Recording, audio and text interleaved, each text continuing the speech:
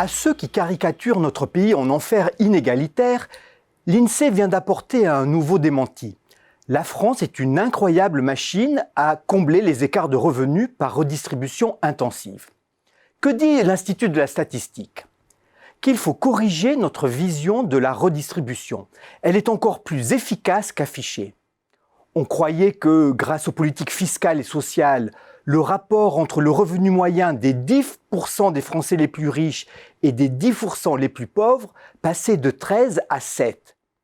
En fait, nous dit l'INSEE, il est ramené de 13 à 3. Alors reprenons en détail. Jusqu'à présent, notre vision était que la réduction des inégalités reposait pour 2/3 sur les prestations sociales du type minima sociaux, prestations familiales ou retraites, et pour 1/3 sur les prélèvements comme l'impôt sur le revenu, la CSG et les cotisations sociales. La nouveauté, c'est que l'INSEE a élargi sa focale en y intégrant d'une part les prélèvements indirects, comme la TVA ou les droits sur les tabacs, et d'autre part ce qu'elle appelle les transferts sociaux en nature. Car, note l'INSEE, les services publics de santé, d'éducation ou de logement jouent un rôle déterminant dans la réduction des inégalités. L'INSEE peut désormais affirmer que, pour le décile des Français les plus démunis, l'effet redistributif provient pour moitié, c'est énorme, des transferts en nature. C'est l'équivalent de 8 800 € environ par an et par foyer. L'Institut précise que les ménages modestes et médians bénéficient aussi de cette redistribution élargie. Alors, de cette nouvelle évaluation, on peut tirer 3 enseignements. D'abord, elle peut expliquer la frustration, voire la colère des Français.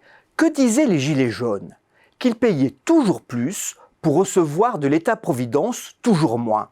Ce double effet négatif nourrit l'angoisse du déclassement des foyers directement affectés dans leur niveau de vie par la dégradation des services publics. Ensuite, elle illustre la fragilisation du pacte républicain. Que constate-t-on dans un pays où la pression fiscale et le niveau de dépenses publiques est parmi les plus élevés au monde ? Désormais, moins de 44% des foyers fiscaux sont assujettis à l'impôt sur le revenu. Pour les autres, certes soumis à d'autres prélèvements, le lien entre coûts et services publics ne cesse de se distendre. Enfin, on mesure mieux l'enjeu de l'efficacité des politiques de redistribution.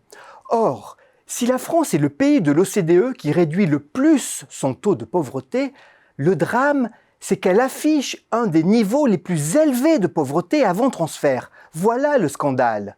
Les ménages les plus démunis pâtissent d'un système éducatif devenu machine à exclure, d'un marché du travail implacable pour les outsiders, d'une formation professionnelle inadaptée et de dispositifs d'emploi formatés pour entretenir la précarité. Voilà la vérité, notre État-providence est triple médaille d'or, des prélèvements, des transferts sociaux et de la pauvreté. Viser une réelle égalité des chances est aussi un moyen de réduire les inégalités de revenus. C'est même le seul combat qui vaille.